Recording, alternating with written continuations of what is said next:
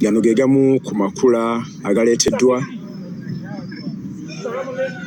mu Lubiri wano, agaleeteddwa aga Ssaabasajja Kabaka mu Lubiri ku mukolo gw'abaami b'eggombolola okweyanza obwami olunaku olwaleero. Ezo embuzi oziraba, ente oziraba,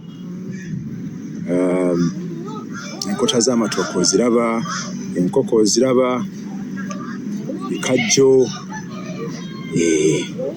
Abaami b'eggombolola bagenda kweyanza obwami. Mukolo gwa byafaayo olunaku olwaleero era amakula ge goolaba.